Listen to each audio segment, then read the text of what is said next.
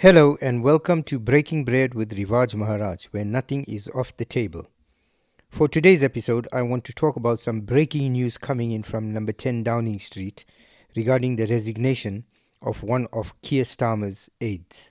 So without further ado, let's get into it. It's been a tumultuous 24 hours for Keir Starmer in his position as Prime Minister of the United Kingdom. Late yesterday afternoon, you had the resignation of his Chief of Staff, Morgan McSweeney, which was a huge blow to Keir Starmer and Labour. But in the last few minutes, you've also had the resignation of Tim Allan, who was Keir Starmer's Executive Director of Communications.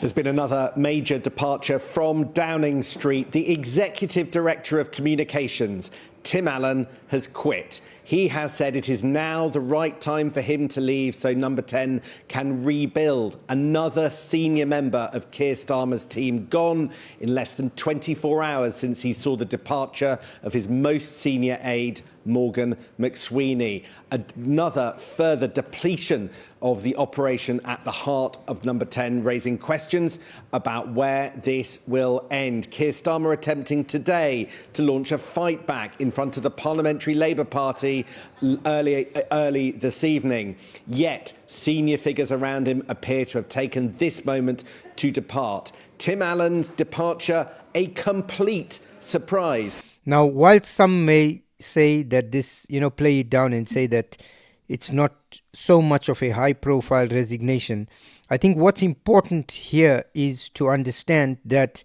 resignations coming in like this thick and fast, irrespective of their position, does not bode well for Keir Starmer's leadership profile. So, hypothetically, if Keir Starmer's chauffeur had to tender his resignation, it would just add more weight to the push for Keir Starmer's departure from Labour and from 10 Downing Street as Prime Minister. This is beginning to cascade into something that looks like an open rebellion within Labour, and the dissatisfaction amongst, forget about his adversaries, forget about the British public, but from within his own party, people he's relied upon, people he appointed to assist him run his government, are now coming out and saying they've lost faith and they're moving on.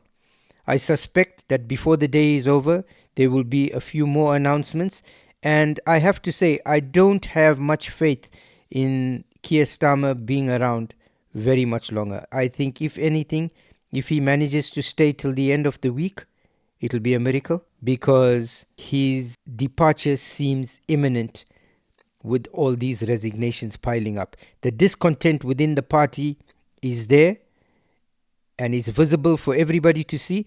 And you also have those that are eyeing his position within his party.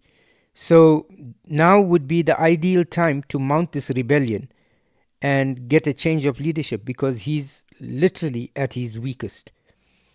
The only thing I can say about it is he deserves it.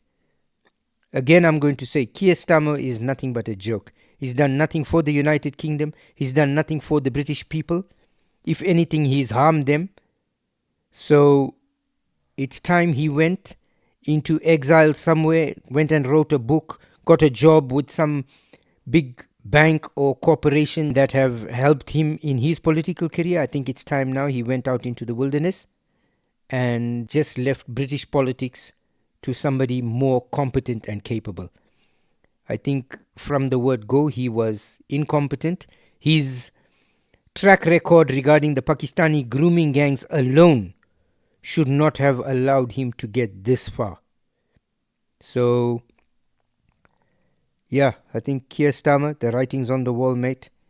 If you have any self-respect and any decency left in you, now is the time to tender your resignation and let more capable people handle the governing of the country, because your track record shows that you are woefully incapable of doing that.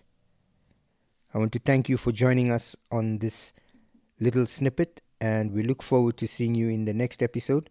Please remember to like, share, and subscribe, as it helps our channel grow and it helps us with the algorithm.